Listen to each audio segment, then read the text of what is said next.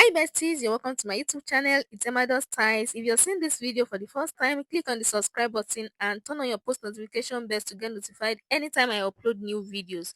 In today's video, I'll be showing you how to go about the cutting and sewing of this beautiful bustier gown with an underbust corset. If this is something you're interested in, definitely keep on watching and let's get started.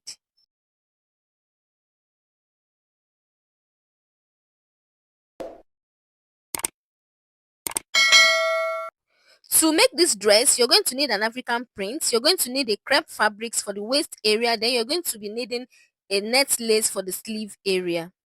It all depends on your choice. You can use any other things you want to use for your sleeve area. So I also have my rulers here and my brown paper.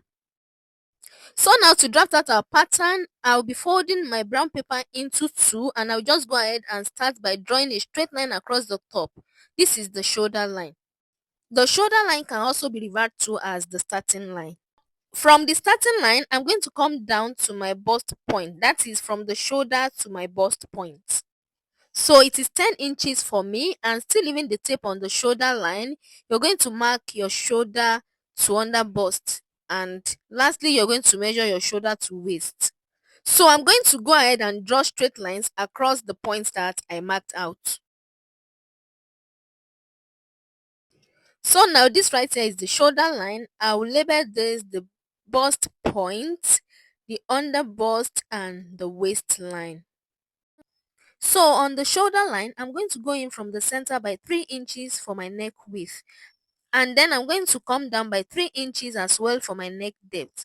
I'm not going to use this neckline. It will just serve as a guide for this pattern. After drawing out the neckline from the center again, go in by half of your shoulder measurement. I marked it here, and then from that point, I'm going to come down by 1 inch for my shoulder slope. From this 1 inch point, I'm going to connect it to the top of my neckline. Now from the shoulder slope, I'm going to measure to my armhole depth. For me, it is 7 inches. So I'm going to mark it here. So now I'll draw a straight line across as well. So this new line is going to be labeled our chest line. From the shoulder slope here, I'm going to draw a straight line to meet the chest line. This is going to be a guide for us to draw out our armhole. After drawing out the straight line, you're going to get the midpoint from the shoulder slope to the chest line, which I did with my tape rule. I got the point here, and from this point, I'm going to go in by half of an inch. Now, on the chest line, you're going to measure from the center. You measure your bust measurement divided by 4 and mark it. And now to get my armhole, I'm joining all those 3 points together to give me my armhole. The next thing I'm going to do is from the center again on the bust line, I'm going to go in by half of my nipple to nipple measurement. So right now I'm marking it on the bust line, under bust line, and waistline, and then I'm going to use a straight ruler to connect all the 3 points together. So now you will come to your shoulder and also divide what you have on your shoulder into 2 equal halves, and you're going to connect it to this line starting from the bust point. We are going to be drafting out the bustier on the waistline, and the under bust line is where I'll be taking my darts. So on this part going towards the center, I'm marking half of an inch on both sides. So go ahead now and do the same. Mark half of an inch at the end under bust line and at the waistline and join both of them together. Now on the part going towards the side, I'm marking 1¼ inch here. So I'll mark 1¼ inch on the under bust line and on the waistline. If you're on a bigger size, if you're very busty, you can use 1½ inch. So guys, after connecting this point, the next thing you want to do is to connect from this point to the bust point. Now you can do it directly without coming to the bust point.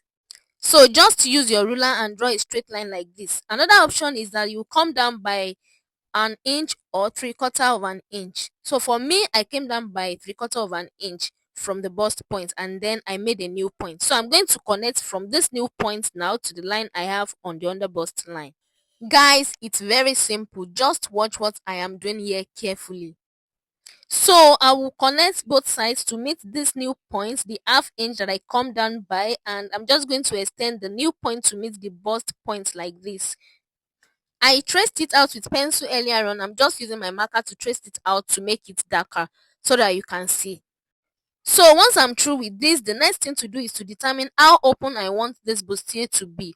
Now I want to come up by 1 inch from the chest line to draft out my neckline. You can go up by more than 1 inch. If you measure from the top to this area here, you will see that that is 7 inches deep for my neckline. So I will just mark it here.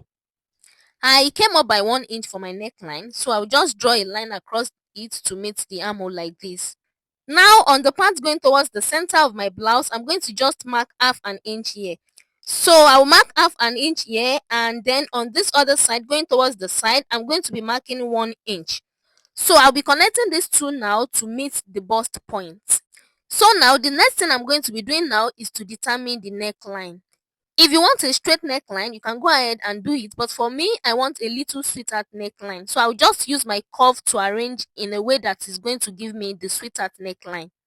So once I was okay with what I had, I went ahead to draw out the neckline just as you see me do in this video.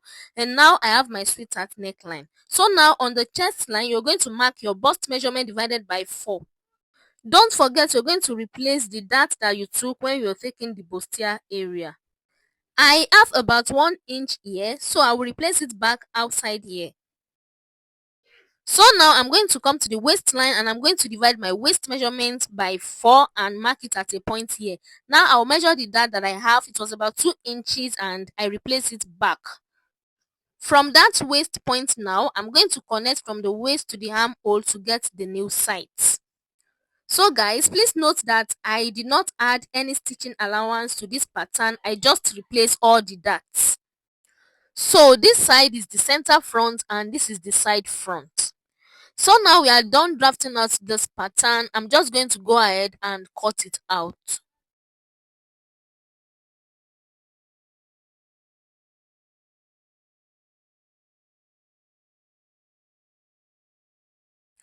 So now these are all the patterns we're going to be working with. You can use the full yoke if you want to. On this bustier area from the underbust line, I'm going to cut it out so that we'll be able to get the bustier and the underbust area.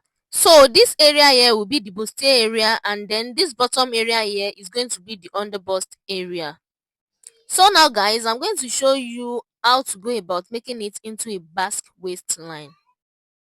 So now I will go ahead and join all these 3 pieces together first. Joining them is very easy because you are literally taping them just the way they are standing. Just make sure that one is not on top of each other so that it doesn't become smaller when you are done. So now you have the longer part and the shorter part. You will notice it when you are done joining it together. So you're going to join the shorter part to another piece of brown paper. Please note that you have to join the shorter part to another piece of brown paper so that we'll be able to draw out our basque. I will just tape it down like this. So once I'm done joining it down, I'm going to fold the paper again from the center. You will notice there's already a center fold. You just continue with that and fold it into 2. So from the line where the first pieces ended, just go ahead and come down by 5 inches. It depends on how deep you want your backs to be, but I think 5 inches is okay. So on the other side here, come down about half an inch or 1 inch. So connect to meet the former waist like this, and then from the center just connect to meet the line that you just draw at the front. It's just like adding a V shape to the upper bustier that you had before. So this is how to go about the drafting of the underbust part, and these are the bustier area. So now guys, for the yoke, I don't use the full yoke as you saw at the beginning of this video. So what I want to do now is like a little Queen Anne neckline. So from the neckline, I'm just going to connect to the line I had earlier that I used to divide the shoulder. So guys, can you see what I did there? And I'm just going to cut off this. So now guys, this become my yoke, and then this is the bustier at the top, and lastly this is the underbust corset part. I'm going to go ahead now and cut all of these out on my fabrics. So guys, after I was done cutting it out on my fabrics, this is what I had. For the yoke, I cut it out with the black crepe, and I also cut out the lining pieces for it. For the bustier, I used my African print, and for the underbust part, I used my crepe. For the center front, I added half an inch all the way around and it's in a fold. For the side front, half an inch all the way around except from the side where I added 1.5 inches. For the underbust, I added half inch here, half inch there, and then on this side I added 1.5 inch. So guys, I also cut out the lining exactly the way it is. I've already done that off camera. I've ironed the estate to the bustier pieces and the basque. So guys, this is what I had after ironing the estate to the pieces. Guys, my hairstyle are of two different colors because I had this white hairstyle at home before and I recently got this black one. So now I'm trying to trim out the excesses from my bustier. I have my wording here. Some known it as padded, so I'm going to be cutting out the bustier pieces on the wording. So guys, these are all the pieces cut out with their wording. So you're going to place them right side facing each other now. So I'm going to take the one side piece, join it with the center piece. I will make sure everything is well aligned and I'll go ahead and pin it down. Make sure you arrange it while pinning it down so that the cup will stay intact.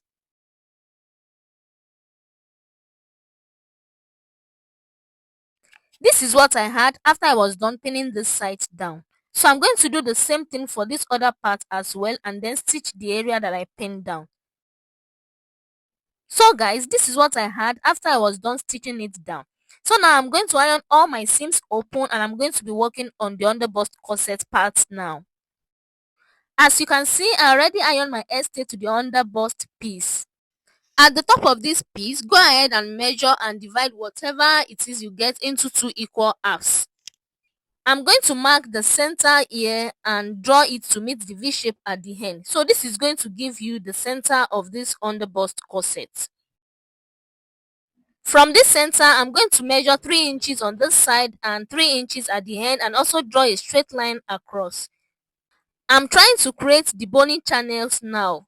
From this second one, I will mark 3 inches at the top, but at the bottom, I decided to mark 2.5 inches. So I will connect both lines together and do the exact same thing on the other side of the fabric. So guys, I'm going to be attaching my bodice to all the lines that I draw out. This is the boning I am using and it's about 1/4 inch wide. So now I have this fabric here that I have folded into two. As it is folded, it is 3/4 inch. It's in a fold. So I'm going to use it to create the channels that my bodice will pass through. So I will stitch it on one side and then fold it up like this. So I will show you how to do it on the sewing machine. You're going to place the rough side like this and you're going to go ahead and stitch it down straight. Make sure you're stitching close to the wrong side. After stitching down, you're going to fold the other side like this. Can you see? Make sure it covers the first stitch you make. So I'm going to go ahead and stitch very close to the edge of this other part.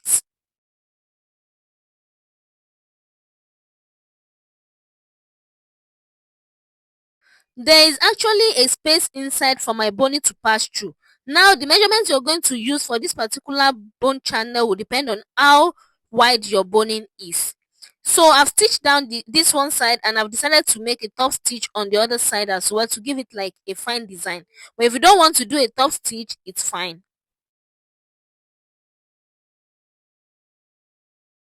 So I went ahead to do the same thing for the other lines I drew out. Now all my boning channels are ready and I'm going to join the underbust part with the upper part by joining and stitching it down straight. So guys, this is what I had after I was done joining. The next thing now is to place my yoke the way it's supposed to be. And I'm going to turn the shoulder over right side facing each other with the dress and then go ahead and pin it down, making sure it's aligning with the armhole. I did the same thing for the other side as well and this is what I had. I went ahead to stitch down my lining piece the same way I did for the actual fabrics. So I'm going to go ahead and stitch the neckline and the sides down. So guys, after stitching down the lining on the neckline and the side, this is what I had. For the skirt part, I already cut out the pencil skirt and torn it with lining off camera. Don't bother to add any dart when cutting out the front piece, because even if you add that, you're still going to cut it off.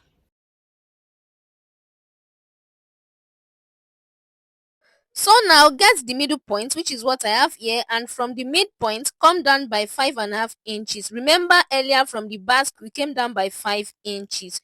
So coming down by 5.5 inches on the skirt, because the extra half inches will be serving as our sewing allowance.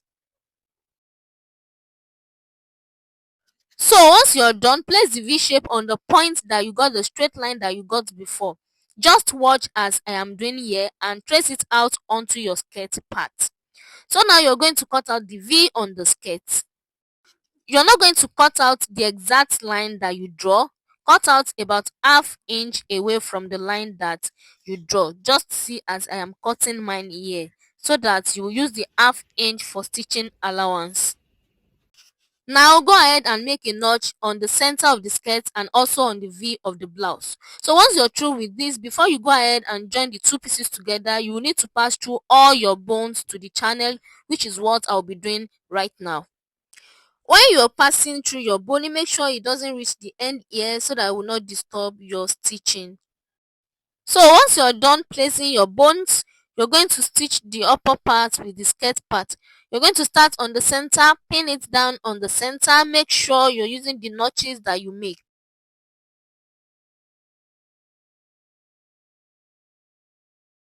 After I was done pinning, this is what I had. I will stitch down this one side first before I stitch down the other side. So from the center, you're going to turn it to the other side and stitch it down. After I was done with the front, this is what it's looking like. So guys, this is the back piece. I already cut it out and I've used the lining to turn it off camera. I have also added the zipper. I've literally done everything at the back. So now I'll go ahead and join the shoulders together. Then I'll also join both the front piece and the back piece together, and also I'll go ahead and hem my gown. I'm so sorry guys, I was unable to show you the process. I did it off camera because of the electricity of my area. The most important thing I want to share in this video is the bustier part and the underbust corset. So this is the end result of my gown. If you find this helpful, please give this video a thumbs up and don't forget to subscribe to my channel. See you in the next one.